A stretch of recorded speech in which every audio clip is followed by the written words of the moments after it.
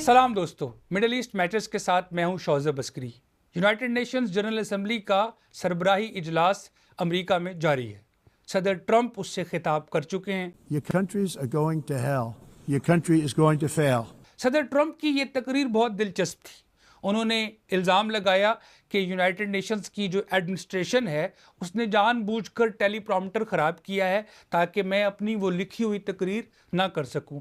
फिर उन्होंने खुद ही कहकर वजाहत कर दी, चलो अच्छा है, मैं अब अपने दिल की बात करूंगा। उनकी दिल की बातें चंद दिलचस्प मौज़ूआत से खाली नहीं थी। जहां उन्होंने ग्लोबल वार्मिंग का मजाक उड़ाया, जहां उन्होंने दुनिया में दीगर अहम मौज़ूआत का मजाक उड़ाया, वहीं उन्होंने ये कहा कि यूक्रेन की जंग बहुत जल्द ख़त्म होनी चाहिए।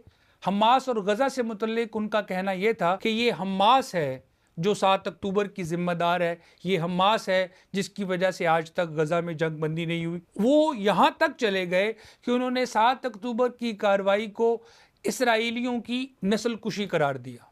ये तकरीर कर लेने के बाद वो खुद अपने इस मौक़िफ़ में किस तरफ खड़े हैं वो हम सब पर वाज़ेह था। इसके बाद उन्होंने दुनिया के चंद मुंतखब मुस्लिम ममालिक के सरबराहान से यूनाइटेड नेशंस की जनरल असम्बली की साइड लाइन में एक खसूसी मुलाकात की। इस मुलाकात में इंडोनेशिया के सदर मौजूद थे, उर्दन के शाह मौजूद थे, कतर के अमीर मौजूद थे, सऊदी अरब के वली अहद मौजूद थे, तुर्किया के सदर उर्दुगान मौजूद थे, पाकिस्तान के वज़ीर आज़म शहबाज शरीफ मौजूद थे।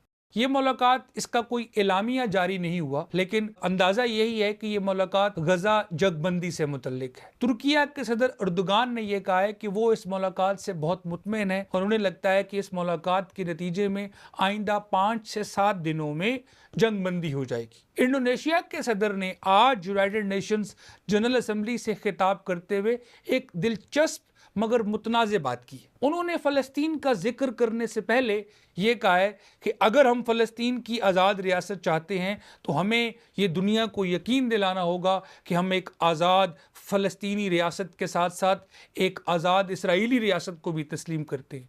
उनका ये भी कहना था कि इंसाफ तभी होगा जब मुस्लिम दुनिया को ये यकीन दिलाएगी कि हम इसराइल को उसकी कौमी सलामती और नेशनल सिक्योरिटी की ज़मानत देते हैं। Indonesia will immediately recognize the state of Israel and we will support all guarantees for the security of Israel. ये बात अपने तौर पर बहुत अजीब है, इसलिए कि इसराइल को इतनी ताकतवर हिमायत जो कि उसे अमेरिका से मिलती है या दीगर यूरोपीय ममालिक से मिलती है, इसके बाद मुस्लिम ममालिक से किसी सिक्योरिटी गारंटी की बहरहाल ज़रूरत नहीं है। लेकिन सदर ट्रंप की मुलाकात के बाद इंडोनेशिया के सदर की आज की तकरीर और तैयब उर्दुगान का अखबार को दिया गया ये बयान बहरहाल साबित करता है कि आइंदा चंद रोज़ में गज़ा में जंग बंदी होने के कई इम्कानात हैं।